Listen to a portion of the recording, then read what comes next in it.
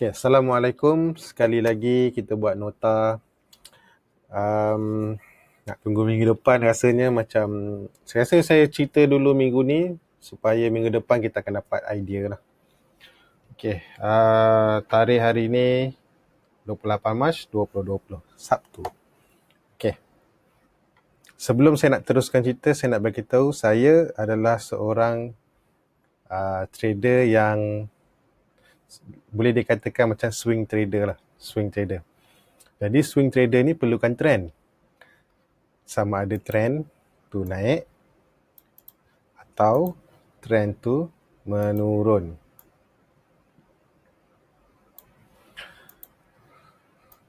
Trend tu menurun. Dan saya tak boleh nak, tak berapa pandai, bukan tak pandai. Bila trend tu tak ke mana, jadi saya agak biol sekejap lah. Okay. Sebabkan itu, kebanyakan buyer saya, kalau saya bercerita, sebab tu saya fokus pada trend kan. Bila saya cerita tu, kita kena tengok trend, kita kena ni, kena tu. Mungkin tak sama dengan orang yang, kalau yang dan saya simpan mungkin dalam 3-4 hari lah, ataupun dia sampai target. Jadi kalau kata apa saja yang saya cerita ni tak sama dengan kadang orang lain, macam intraday ni apa-apa hari pun boleh, Isnin sampai Jumaat belasah je. Kalau market tu hijau, belasah je. Intraday maksudnya beli hari ni, petang nanti kita jual juga, ataupun petang beli jual. Kalau dia dah start beli hari ni, besok jual, kita dah tak panggil intraday. Tak panggil intraday. Sebab apa? Dia dah beli hari ni, besok baru nak jual kan. Okay. Kalau kata beli hari ni merah, lepas tu hijau baru jual esok atau lusa, dan kita tak panggil intraday. Intraday, hari apa saja boleh trade. Kalau betul dia nak dapat lebih banyak peluang untuk dapat untung, ataupun untuk beli murah dan jual mahal, waktu market tengah sedap lah. Okay, jadi saya okay, dalam, bila saya kata trend atau swing, okay, dalam keadaan macam ni, saya nak jelaskan sikit lagi ya. Katalah macam ni. Jangan tengok chart ni, tengok garisan yang saya lukis. So bila dia bergerak, chart dia akan gerak turun naik lah. Kadang-kadang bila orang kata swing tu, semua nak kena swing kat sini je. Mesti kalau waktu dia naik, turun, pullback, kita beli kat sini. Ni baru kita panggil dia swing. Tak semestinya. Swing ada dua. Satu, swing ketika pullback, naik, turun dan pullback. Dan swing boleh juga dipanggil ketika dia breakout. Maksudnya ada satu kenaikan, turun, dia break pada tinggi yang sebelah ni. Yang ini kita panggil dia swing breakout. So kena faham yang tu. Tak semestinya swing kena beli kat bawah je. Tunggu breakout pun kita going swing. As long dia simpan lebih daripada satu hari, dan kita kata swing lah kan. Sama juga waktu dia menurun. Seturun pun, saya pun masih boleh lagi trade. Cuma di bursa, bila turun, kita tidak macam kita retail ni, tak boleh short sell kan. Sebab bila turun macam ni, turun dan dia naik, ini kita panggil pullback juga. Kalau kita dari bawah naik dan turun, pullback. Dari atas turun pun, ini pun pullback. Biasanya kita akan short sell kat area sini. Sama macam pullback. Kalau pullback tadi kita beli kat sini, short pun kat sini. Jadi disebabkan bursa tak boleh, jadi selalunya kalau trend-trend yang menurun ni, kita akan cuba cari di sini dan jual di sini. Macam mana nak tukarkan dia pula. Dulu. Okay. So biasanya kita akan cuba masuk kat sini dan jual di sini, masuk di sini dan jual di sini, masuk di sini dan jual di sini. Okay. Kalau yang ini, kita beli kat sini, kita jual setinggi yang mana kita nak lah. Biasa kita boleh buat ukuran. Ataupun bila kita breakout pun, kita boleh buat ukuran, kita beli dan kita akan jual.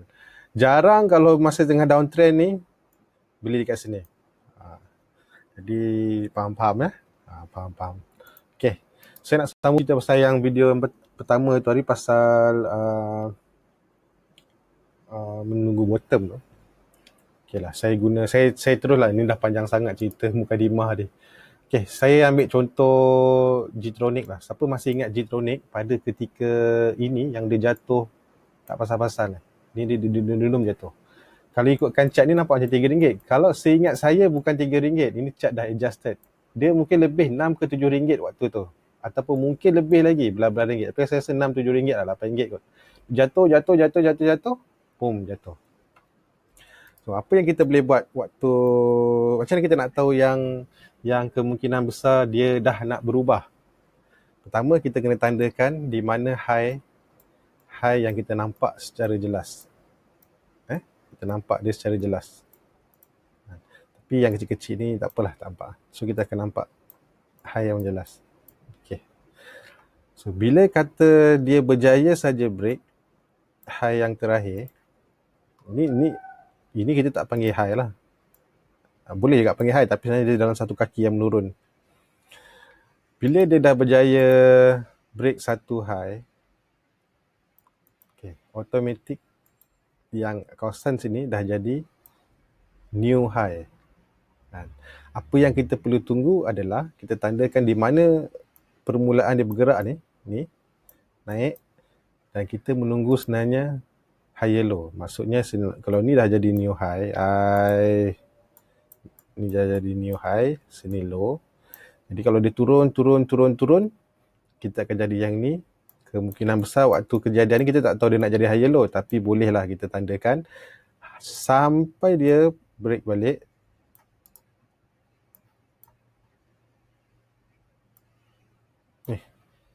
Break. Dan kita confirm yang ni adalah higher low. Sini dah high, sini dia dah buat new high. Jadi keseluruhan area sini kita dah panggil dia dah start berubah trend. Sampai dia break yang ini pun kita dah boleh kata kemungkinan besar trend yang menurun ni nak berubah. Kemungkinan besar pada ketika ini. Dan dia turun. Okay, kalau tak nampak gunakan candle, kita boleh tukar kepada line chart. Mana nak tukar line chart? Line chart. Ni. Tukar kepada close price. Okay. Line chart ni akan kita mungkin akan nampak lebih jelas lah. Ni high. So ni high. So dia dah break. So ini dia punya low, tapi low dia makin turun. Dia jatuh, boom. Okay, mana tak boleh lah, dah tak boleh pakai. So naik. So sini naik sikit, tapi dia dah start break. Okay, dia dah naik. So sepanjang-panjang ni lah kita kata trend dia dah berubah. Maknanya daripada turun menjadi naik. Okay. Ini kalau kita pakai line chart lah, kita akan nampak lebih jelas. So yang kedua, selain daripada line chart, kita juga boleh tambah satu indikator. Kita boleh pakai moving average, di mana yang selalu orang guna, mana pula. Okay. Kita pakai moving average 200. Nak pakai 200 boleh, nak pakai EMA 200 pun boleh. Tak kisah. Asalkan kita kata 200 lah. Senang cerita kalau kita tengok pada chart, selagi harga tu di atas 200, kita boleh kata chart tu dalam keadaan bullish, ataupun kita kata dia trend menaik lah. Trend menaik. So, trend dia menaik lah. Trend dia menaik. As long dia di atas 200. Yang bawah 200 ni bukan tak boleh trade. Masih boleh trade. Tapi biasanya kita panggil dia speculative trade lah. Sebab dia di bawah 200 speculative trade. Jadi dia macam dia nak naik ke tak? Nak naik ke tak? Ni nak simpan lama ke tak? Kan jadi simpan lama ke tak? Sebab bila kita simpan lama, seboleh-bolehnya kita nak beli sebottom yang boleh. Sebottom yang boleh, konon-konon sebottom yang boleh. Apa salahnya kalau kita betul-betul tunggu selepas trend dia betul-betul kata dia nak naik? Tetap sama juga. Kita akan dapat reward yang sama juga. Mungkin lebih banyak daripada apa yang kita ada kat sini. Tapi kena ingat, banyak masa ni. Dia pusing-pusing. Okay, itu yang kedua. Kita boleh pakai 200. Yang ketiga, rasa tak ada, dua tu kot lah. Tadi, satu lagi. Kalau kita pakai trend line,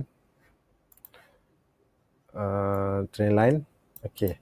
Setiap kali kita buat trend line, kita nak dia, lepas dia break, pastikan lepas dia break dan kita tunggu higher low. Maksudnya, satu trend line, harga turun, tiba-tiba dia start break. Okay, dia start break, kita nak masuk dulu ke tak nak masuk, tak apa. Tetap cerita yang sama, kita tunggu sampai dia naik atas dan kita tunggu higher low. Sebab kita dah tahu dah, kemungkinan trend menurun ni ada besar kemungkinan nak berubah. Tapi selagi tak munculnya higher low ni low yang terbaru ni, kita tak boleh nak sukaria sangat. Sebab kemungkinan besar dia masih boleh turun lagi ke bawah. Jadi kalau kita ingat, saya ulang balik, kita nampak satu benda yang naik dan kita tunggu dia turun. Kalau dia tak mampu turun lebih bawah daripada, ya Allah, apa masalah kau? Okay, turun dari bawah ni dan kita rasa kemungkinan besar dia menurun ni, ada kemungkinan trend tu nak berubah balik. Dan kita boleh gabungkan yang apa saya cerita tiga-tiga tadi untuk mendapat pengesahan yang trend dah berubah. Bukan apa, kalau trend ni sedang menaik, kita buy memang kita mengikut arus lah, buy kan. Kalau trend sedang menurun, kita buy, itu yang rasa macam buy, asal jatuh lagi, beli kan, jatuh lagi, beli kan, jatuh lagi, beli kan, sampai duit habis. Okay. Jadi, kesimpulan dia, kalau kita masih dalam keadaan sekarang begini, kalau boleh, kalau dia sedang naik, doakanlah dia naik lagi tinggi. Tinggi pun tak apa, lagi tinggi lagi bagus sebelum kita tunggu dia turun. Okay, pasal tinggi-tinggi ni, okay, saya nak cerita satu contoh. Okay lah, dia naik lah, katalah dia naik. Okay, ni. Kan dia dah jatuh kan? Turun kan? Ini naik tinggi ni. Ni tinggi. Tolonglah. Tinggi naik ni. Okay, kalau saya zoom kat sini, kalau siapa masih ingat tinggi naik ni, tak ada siapa pun berani nak beli dah. So bila dia dah start turun tu pun semua rasa mungkin pada ketika takut. Habis-habis kan, habis. Tapi cerita dia tu, masih ada lagi trend nak naik. Jadi kalau kita menunggu begini dan sekarang keadaan masih macam ni, adakah dalam masa terdekat dia boleh naik? Itu kita tak tahu. Tapi setakat yang saya nampak buat masa sekarang ni, kalau nak naik, biarlah naik setinggi-tingginya. Adakah kita tak boleh trade? Boleh trade, tak ada masalah. Masih boleh trade. Macam ni pun, ini naik tinggi ni. Betul tak? Dia naik tinggi. Betul tak boleh trade? Takkan tak boleh trade? Boleh trade kan? Tapi kita rasa bila trend nak berubah, sampai nanti dia turun, kalau dia naik balik, kita kata trend dia berubah.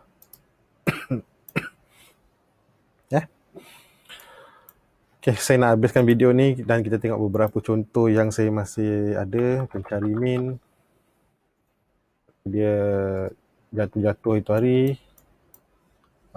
Ni area sini, tengok ya, dia dah melepas 200 MA atau EMA, tak kisahlah. Yang penting kalau kita tak nak guna MA pun, kita nampak ini adalah high yang terakhir. Dia break ni high yang terakhir. Jadi kita menunggu. Kalau ada satu kenaikan, cuba kata kalau boleh biar dia naik tinggi pun tak apa. Cuma maksud naik tinggi tu bukanlah bila dia dah banyak kali tinggi macam ni.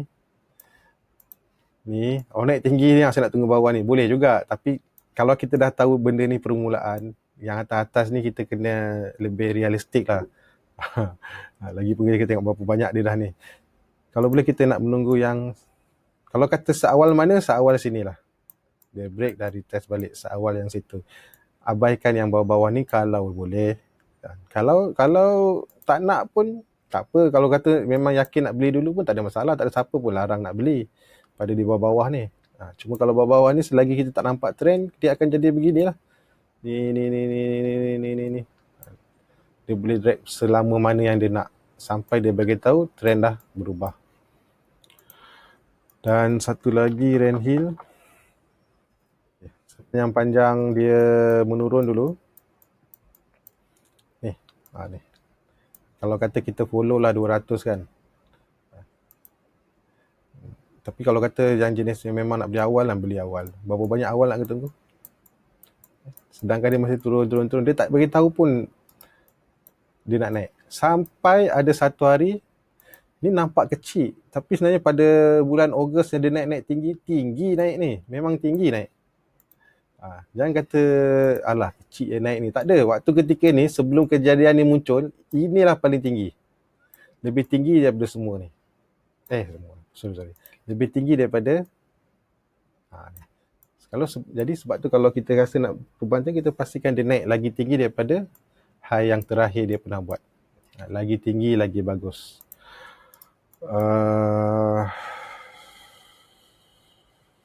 Kemudian volume ni biasalah, siapa masih ingat. Biasanya kalau ada satu kenaikan tinggi ni, kita akan nampak pertambahan volume lah berbanding pada volume lain ni.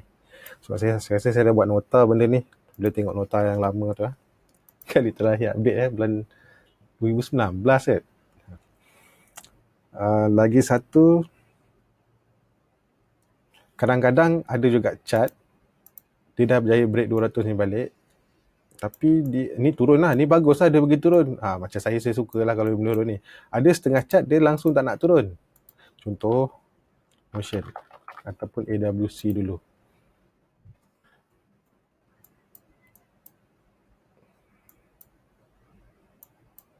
Okay, ni. Dia langsung tak nak turun. Dia memang naik. Dam. Cuma berhenti kat sini saja. Sini sikit. Kalau yang macam ni pun boleh layan. Kalau dah langsung dia tak nak bagi, kita ada 1000 chart, mungkin kita tak perlulah trade dia. Jadi macam saya, mungkin saya tak masukkan, sebab dia tak nak turun. Kalau dia tak nak turun, macam apa yang saya suka, dia kita layan breakout je lah. Layan breakout lah kan. So boleh buat pattern. Sebab kadang kita kata, abang kata ni nak tunggu sampai sini, saya tunggu tak turun-turun. Bila masa dia turun, ni tahun depan baru dia turun. Kat sini baru dia turun. So kita kena fleksibel sikit lah. Fleksibel. Sebab tak semuanya nak turun. Okay, dah cukup.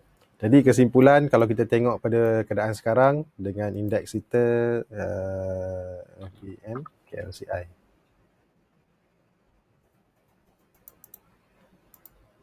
Kalau kita rasa dia nak berubah trend, kita boleh kata okeylah, kita mungkin kena tunggu sampai dia break 200 dulu.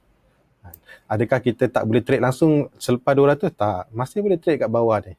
Jadi kalau rasa dia macam ni, selagi dia tak break, katalah high sini, payah, lambat sikit lah. Ni sikit je naik ni. Kalau boleh kita nak padu dia naik, turun sikit. Kalau macam ni paling tidak pun kita mungkin kata, okay, kita tunggu sekejap, turun satu kaki. Mungkin masa kaki ni kita boleh balon sekali lagi. Ataupun paling tidak pun mungkin kita nak ada sideway lah. Seperti mana kalau reversal yang untuk KLCI ni, kebanyakan kita perlukan dia buat sideway yang lama sikit. Mungkin makan bulan ni lah. Mungkin 6 bulan ke setahun, 2 tahun. Kalaulah dia macam ini punya naik sampai atas, dalam masa yang terdekat, kita rasa seronok lah. Tapi bila dah sampai certain area ni, kena hati-hati juga. Macam saya kata tadi, kalau saya menurun, kalau saya beli kat sini, saya ada certain area yang saya kenakan target untuk jual. Jadi kalau macam ni, saya tak adalah bermimpikan, dia nak naik sampai macam ni. Tak ada. So, lagi satu kena ni lah. Okay. Siapa yang seronok minggu ni? So, ni Sabtu kan? Isnin sampai hari Jumaat, siapa yang seronok? Mesti rasa seronok kan? Siapa yang sumpah seranah market Malaysia? Itu salah, ini salah pada minggu lepas. Minggu satu lagi sebelum. Waktu dia sayang turun. Market memang begitu. Kita kadang sampai terlupa. Bila kita rasa seronok, kita terlupa yang waktu sedih.